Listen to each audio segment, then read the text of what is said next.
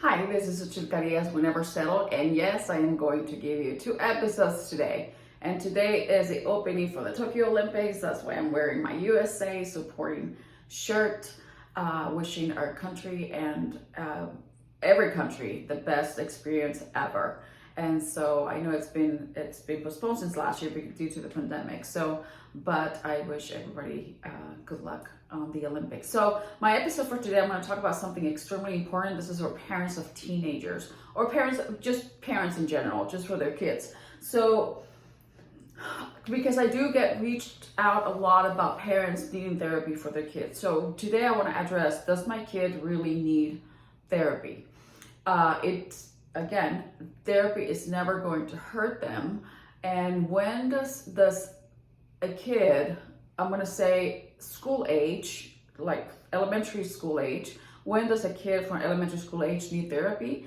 And some of the things that you should look out for is for change. The first thing that we look for is change in behavior, change in environment.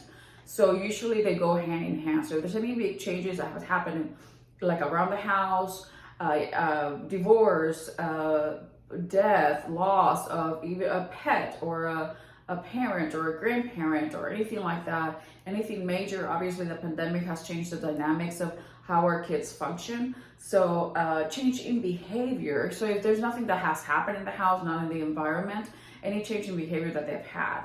So any change in sleep, eating, behavior at school, acting out, more aggressive, less aggressive, isolating, more friends, less friends, weight gain, weight loss, any changes that you see on those kiddos is going to be a red flag that something is happening. It can be happening at home, it can be happening at school, it can be happening in their head.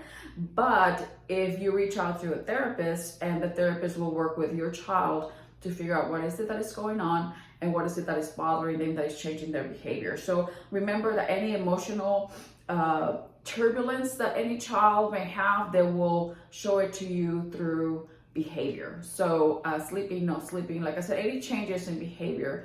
Now with teenagers it can be a little bit different because behaviors change all the time, day in, day out, hour to hour can be different. So yes, changing behavior too, but the changes in behavior in teenagers can be a little bit different. So if they're changing their friend group, you want to inquire about that and see what the new friends they're hanging out with. If they're isolating themselves, which can be very thin line, because now it's easy to isolate themselves because they have the technology, they have the phones where they do stay connected, and the way that we stay connected with people is different than the way they stay connected with people today.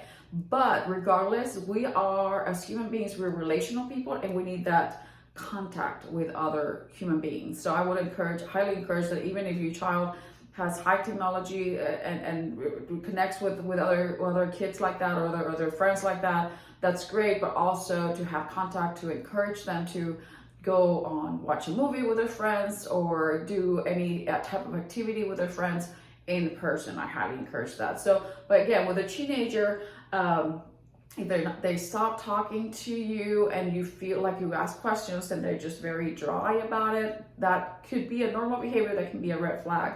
A lot of the normal behaviors of teenagers can be also red flags. So if they feel depressed, if they tell you, if they ask you, Mom, Dad, I want to see a therapist, do it. I mean, that's a sign that they do need to talk to a counselor. If you think you can manage it at home, that's great. But what happens a lot with kids is they don't want to tell parents, and I have that with my kids too. They don't want to tell me because they don't want to they don't want to worry me, they don't want to disappoint me, they don't want to, because we have standards from them. And even though I have a very open communication with my kids, we talk about this all the time because they don't want to worry me. They know that I have a school job, they know I have my private practice, they know I have a father, that my husband that I have to kind of work with, and I want to work out, and I want to do, so I have all these things, things that I want to do on my agenda. So the last thing that they want to do, they want to worry me about their small problems, which can be a big problem. And the problems that they have right now can be either home, environment, and social. A lot of social interactions with them. It's going to be a big issue with teenagers. So does your teenager need a therapist? Even if if you don't think they do, I would say still have them see a therapist at least once a month. With most of my teenagers, I see them every week. And if they start kind of, their behavior starts, or their thoughts or their emotions start kind of getting in place or getting healthier, then I see them every other week, which is fine, or whatever the parent can work with. But just have a therapist, hey, have your child talk to a therapist, and as a therapist, does she really need to keep coming? It will take a couple of sessions, or maybe 5-6 sessions, to kind of figure that out from the therapist, because the relationship is not built right away. So, but then after that, the therapist will say, yes, I can see her I should probably see her every week. I should probably see her every 2 weeks, or even once a month is fine. So does the teenager need a therapist? I would check in with them anyway. So does your child need a therapist? Also, like I said, with children, with school age children, elementary school age children, it will just look at their behavior, changes in behavior. With teenagers, that's a little bit, a bit harder, and I know because I deal with it all the time. But reach out for help. There's nothing wrong with it. Now kids they don't have that mentality that you only go to therapists, or do you only go to therapy because you're crazy. They're really more open, and they're more accepting of having a therapist as part of their mental health. So thank you for listening. I hope you have a great day.